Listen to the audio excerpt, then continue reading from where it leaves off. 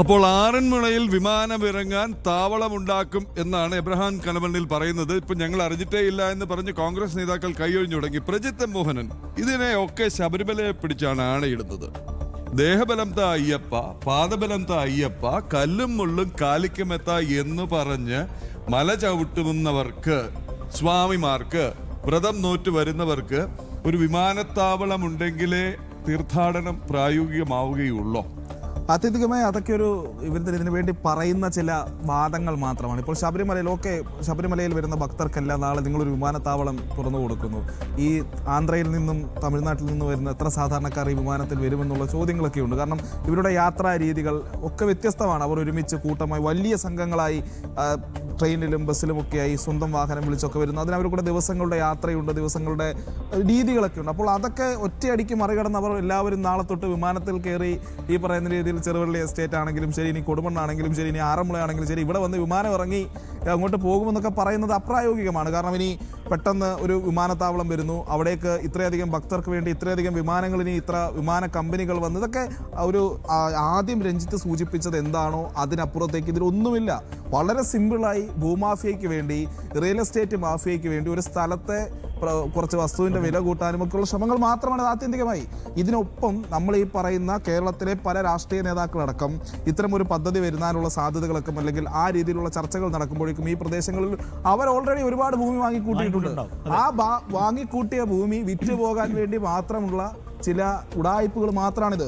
ഇപ്പം ഐസൻ പറഞ്ഞൊരു കാര്യം ഇപ്പം ഞാൻ നേരത്തെ പറയണം, 2013 ഈ പദ്ധതിക്ക് അനുമതി കൊടുക്കുന്ന സമയത്ത് തന്നെ സംസ്ഥാനത്തെ ഏറ്റവും പ്രധാനപ്പെട്ട എൻവയോൺമെൻറ്റ് ബോർഡ് അവർ കൃത്യമായി പറഞ്ഞിട്ടുള്ളത് ഈ പദ്ധതി നടപ്പിലാക്കുന്നതിനെതിരെ അവർ നിലപാട് സ്വീകരിച്ചിട്ടുണ്ട്. കേരള സ്റ്റേറ്റ് ബയോഡൈവേഴ്സിറ്റി ബോർഡ് സർക്കാരിന് റിപ്പോർട്ട് കൊടുത്തു മാർച്ച് 2013. ഈ പദ്ധതി നടപ്പിലാക്കാൻ ഐസൻ സൂചിപ്പിച്ചതുപോലെ ആ മേഖലയുടെ ബയോഡൈവേഴ്സിറ്റി മുഴുവൻ തകരും.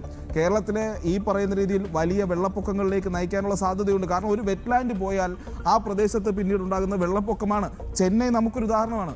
ചെന്നൈ നഗരം എന്ന് പറയുന്നത് കുളങ്ങളുടെയും വലിയ തടാകങ്ങളുടെയും ഒക്കെ നഗരമായിരുന്നു. ഇതെല്ലാം മണ്ണിട്ട് നിരത്തി അവിടെ വലിയ അമ്പരചുംബികളായ കെട്ടിടങ്ങൾ പണിഞ്ഞു. ഒരു നല്ല മഴ വന്നാൽ ഇന്ന് ചെന്നൈ മുഴുവൻ വെള്ളപ്പൊക്കമല്ലേ?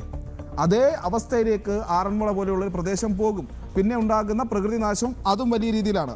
ഇനിയിപ്പോൾ 2013 തന്നെ ഇതുമായി ബന്ധപ്പെട്ട് ഈ അനുമതി നഷ്ടമാകുന്നൊരു സമയമുണ്ടല്ലോ, അന്ന് ദേശീയ ഹരിത ട്രൈബ്യൂണൽ വളരെ കൃത്യമായി പറഞ്ഞൊരു കാര്യമുണ്ട്. ഈ KGS ഗ്രൂപ്പ് കൊടുത്ത റിപ്പോർട്ടിൽ ഒരു കാര്യം അവർ ഹൈഡ് ചെയ്തു. ഈ 500 ഏക്കർ എന്ന് പറയുന്ന വിമാനത്താവളത്തിൻ്റെ ആദ്യഘട്ടത്തിലെ പദ്ധതികൾക്കായി കണ്ടെത്തിയ 500 ഏക്കർ എന്ന് പറയുന്നതിൻ്റെ 80% വയലുകളാണ്. 80% വയലുകളുള്ള ഒരു പ്രദേശം നികത്തി വിമാനത്താവളം നിർമ്മിക്കുകയാണെന്നുള്ള കാര്യം ഇവർ ഈ റിപ്പോർട്ടുകളിൽ മറച്ചു പിടിച്ചു. ഇതിനാരാ സഹായിച്ചത്?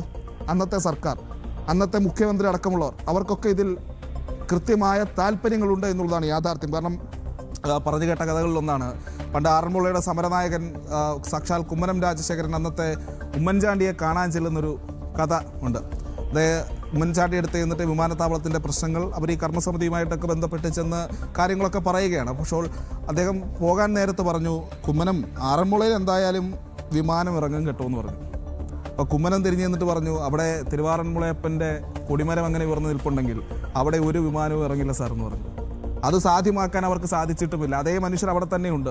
ഇതിനെയൊക്കെ എതിർത്ത് തോൽപ്പിച്ച ഒരു നാടിനെ മൊത്തം സമരത്തിലിറക്കിയ മനുഷ്യർ അവിടെയുണ്ട്. അവർ ഇനിയും ആ സമരത്തിലേക്ക് ഇറങ്ങണമെങ്കിൽ ഇറങ്ങും. ഇത് ഒരിക്കലും നടക്കാൻ പോകാത്തൊരു പദ്ധതിയാണ്. ആത്യന്തികമായി രഞ്ജിത്ത് അമ്പാടി സൂചിപ്പിച്ചതിനപ്പുറത്തേക്ക് ഇതിൽ വേറെ ഒന്നുമില്ല. എല്ലാം ഭൂമാഫിയുടെ തട്ടിപ്പ്. അതിന് കുറേ സർക്കാരുകളെയും കുറേ രാഷ്ട്രീയക്കാരുകളെയും ഒക്കെ കൂട്ടുപിടിച്ച് അവർ വീണ്ടും ഒരു പരിശ്രമം നടത്തി നോക്കി. ഇപ്പോൾ മനസ്സിലായി എന്തായാലും ഇത് ഇനി വേവില്ല എന്നുള്ളത്. അതുകൊണ്ടാണ് ഏറ്റവും അവസാനം ഞാനൊന്നിനും ഇല്ല എന്ന് പറഞ്ഞിട്ട് എബ്രഹാം കലമണ്ണിൻ്റെ ഇപ്പോഴത്തെ ഈ